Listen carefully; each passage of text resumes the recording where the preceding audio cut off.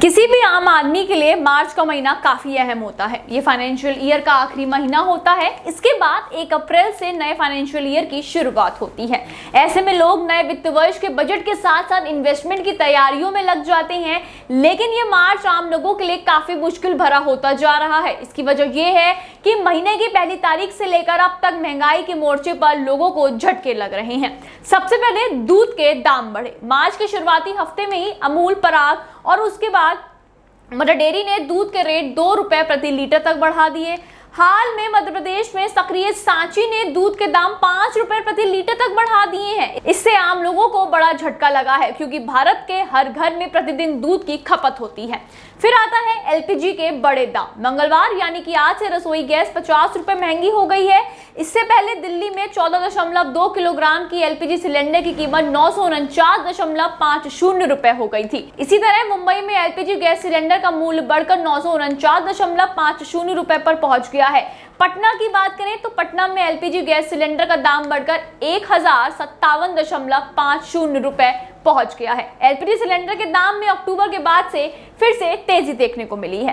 Petrol diesel हुए महंगे। Oil marketing कंपनियों ने पेट्रोल और डीजल के दाम में मंगलवार को 80 पैसा प्रति लीटर की वृद्धि कर दी है। पेट्रोल और डीजल के दाम में लंबे समय के बाद से ये बढ़ोतरी हुई है। इस वृद्धि के बाद दिल्ली में 1 लीटर पेट्रोल की कीमत 96 रुपए 21 पैसे पहुंच गई है, तो दूसरी ओर डीजल का भाव 87.47 रुपए पर पहुंच गया है। फिर आती है सीएनजी भी हुई है महंगी। उत्तर प्रदेश समेत 5 राज्यों में विधानसभा चुनाव खत्म होते ही दिल्ली, एनसीआर सहित कई राज्यों में सीएनजी के दाम में 50 पैसे से लेकर 1 रुपए तक का इजाफा देखने को मिला था। इस बढ़ोतरी के बाद राष्ट्रीय राजधानी दिल्ली में सीएनजी की कीमत 57.01 रुपए प्रति किलोग्राम से 50 पैसा बढ़कर 57.51 रुपए प्रति किलोग्राम पर पहुंच चुकी थी। बल्क कस्टमर्स के लिए डीजल के रेट में भारी उछाल देखने को मिला है। ऑयल मार्केटिंग कंपनी ने हाल ही में बल्क कस्टमर्स के लिए डीजल के दाम में 50 रुपए प्रति लीटर की वृद्धि की थी। Railway, state road transport corporation, बस ट्रांसपोर्टेटर,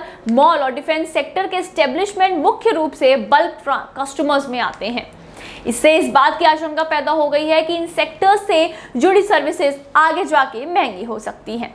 मैगी, कॉफी के दाम बढ़े। इसी महीने नेस्ले ने मैगी के छोटे पैक की कीमत 12 रुपए से बढ़ाकर 14 रुपए कर दी है। इसी के साथ कंपनी ने मैगी के हर पैकेट के दाम में बढ़ोतरी कर दी थी। इसके साथ ही कंपनी ने चाय, कॉफी और दूध के दाम भी बढ़ा दिए हैं। आपको बता दें, एफएमजीसी कंपनी हिंदुस्तान लीवर ने इन प्रोडक्ट्स के दाम बढ़ा दिए हैं। कंपनियों ने लागत की वृद्धि का हवाला देते हुए इन प्रोडक्ट्स के दाम में इजाफा किया है। इन एसेंशियल आइटम्स की कीमतें ऐसे समय में बढ़ी है जो फरवरी 2022 में देश की खुदरा महंगाई दर 8 महीने के उच्च स्तर पर पहुंच गई थी।